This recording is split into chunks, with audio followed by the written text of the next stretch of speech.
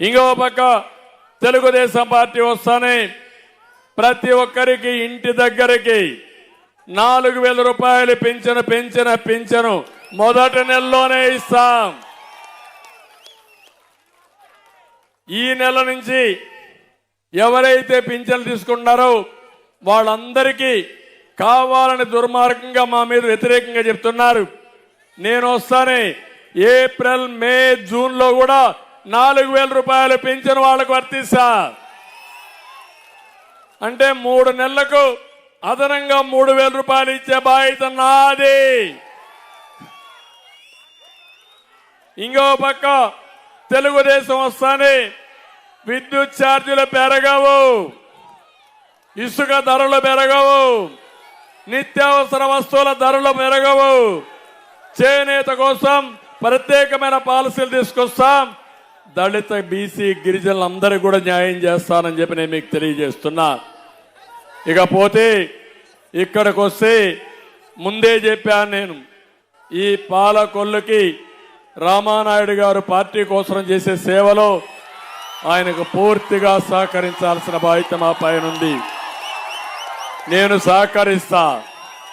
కానీ అవినీతి డబ్బులు తెచ్చి ఓటు కిందన పంచితే మోసపోతారా తమ్ముళ్ళు అని మిమ్మల్ని అడుగుతున్నా. సేవ కావాలన్నా, మీ భవిష్యత్తు కావాలన్నా, మీకోసం 5 ఏళ్లు పోరాటం చేసిన రామానాయుడు కావాలన్నా, ఇప్పుడు దుర్మార్గులు వచ్చి అవినీతి డబ్బులు పాపిష్టి డబ్బులు మీకు ఇస్తే మీరు అది తీసుకుంటారా, ఓటేస్తారా అని మిమ్మల్ని అడుగుతున్నా. నేను ఒకటే చెప్తున్నా, అలాంటి తప్పుడు పనిచేస్తే మీరు కూడా పాపానికి చుట్టుకుంటారు. పాపం మిమ్మల్ని కూడా వదిలిపెడుతుంది, మిమ్మల్ని వెంటాడుతుంది. చేయమని గట్టిగా చప్పట్లు కొట్టి చెప్పండి.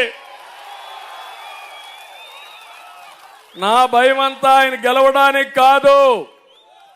ఇవన్నీ చూసినాక ఎప్పుడో రాసి పెట్టింది. ఎన్నికలు ఓన్లీ జరపాలి కాబట్టి ఎన్నికలు వస్తాయి. కానీ నా ఆలోచన మెజారిటీ తగ్గితే మాత్రం మీరు రామానాయుడికి అన్యాయం చేసినట్టే, సేవ చేసేవాడికి నష్టం చేసినట్టే. చేస్తారా అని మిమ్మల్ని అడుగుతున్నా. పాలకొల్లే ఒక కుటుంబంగా చేసుకుని ప్రాణం కూడా లెక్క చేయకుండా కరోనా లాంటి భయంకరమైన వ్యాధి వచ్చినప్పుడు మీకోసం పనిచేసిన వ్యక్తిని మీరు మర్చిపోవద్దని మరొకసారి కోరుతున్నా.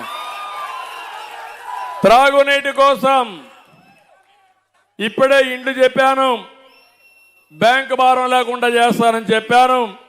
విద్యేశ్వరం నుంచి డైరెక్ట్ గా పైప్ లైన్ ద్వారా పాలకొల్లికి అన్ని గ్రామాలకి